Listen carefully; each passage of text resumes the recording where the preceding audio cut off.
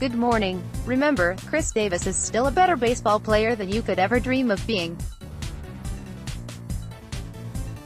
Orioles first baseman Chris Davis has now set the record for futility, going 0 for his last 49 at-bats. Here are the facts you need to know about the record no one wants. Neil Paine looks at the underlying numbers and says that while Davis has been very unlucky to not have a hit by now, he really isn't worth playing anymore. The only question becomes when the Orioles will admit it. Michael Bowman writes about the futility of Davis and Nationals pitcher Trevor Rosenthal and notes that it's become hard to watch these formerly very good players struggle like this. Emma Bachellieri asks what is the correct response by the fans to Davis's struggles: boo, cheer or ignore. The fans in Baltimore seem to have for now given up booing Davis and have started cheering him as a sign of encouragement. Brittany Ghiroli has a great piece about players who retired with injuries dealing with life after the game. The Athletic sub. REQ, Mark Pryor is one of the players she talked to. I've got more on struggling ball players, but I wanted to put this close to the top because I know there will be a lot of interest in it. Steve Wolf looks back at Michael Jordan's baseball career and argues that he was a lot better than you probably remember. Wolf was one of the journalists who mocked Jordan's baseball career back in 1994, and he now says he was too dismissive. It's still questionable whether or not Jordan would have made a legitimate major leaguer, but Wolf argues he at least had a chance. Back to struggling major leaguers. Red Sox ace Chris Sale is off to a bad start to the year, and David Schoenfield asks how worried should the Red Sox be about Sale? Craig Edwards tries to solve some of the biggest problems teams are having this season. ESPN sub.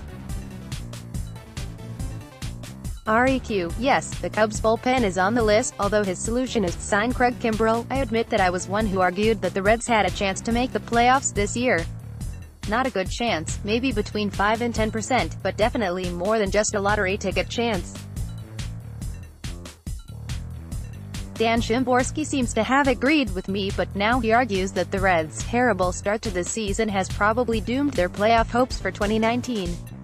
The Office of Foreign Assets Control has killed the deal between MLB and the Cuban Baseball Federation designed to end human trafficking of baseball players. And honestly, that's about all I can write about this story without losing my cool. As Cesar Brioso writes, this decision means that the current system of human trafficking will continue, which is good news if you're a human trafficker and pretty much no one else. I've got 3 stories about the incredible start that the Dodgers offense is having this year. Buster Olney writes that the anger the Dodgers feel from losing the World Series is driving their offense this season. ESPN sub, REQ, Jay Jaffe looks at exactly how good the Dodgers' offense has been so far. Eric Steven has 5 important stats about the Dodgers' offense. So of course, the Dodgers were shut out by the Cardinals last night. Reds outfielder Yasiel Puig was suspended for 2 games and Pirates pitcher Chris Archer was suspended for 5 games for their role in Sunday's melee. Both suspensions should be about 3 times that. The Orioles and Nationals are back in court, as the Nationals have sued the Orioles in another chapter of their long-running fight over MASN. The Astros are being sued by a woman whose finger was broken by a T-shirt cannon. Michael McCann discusses the legal issues surrounding of the case. Dane Perry talks with relief pitchers about the coming pitchers must face 3 batters rule. They aren't fans, although most say they'll be forced to adapt. The Yankees announced that ace pitcher Luis Severino will be shut down for another 6 weeks with a lot strain. Matt Martell looks at the Yankees' options for replacing Severino. Angels outfielder Mike Trout is day-to-day with a groin strain. Mets ace Jacob deGrom had his quality start streak snapped at 26 games.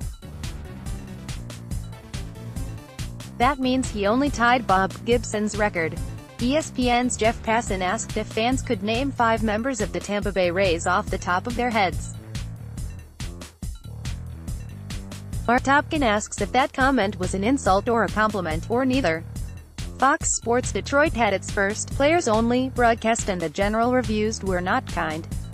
I listened to about 10 minutes of this broadcast and I agree, it was terrible.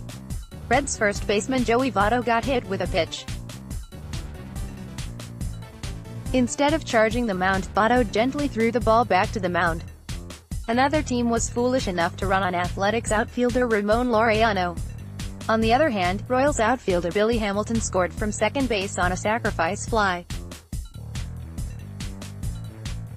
Yasiel Puig may be suspended, but he delivered new backpacks to every student at an elementary school.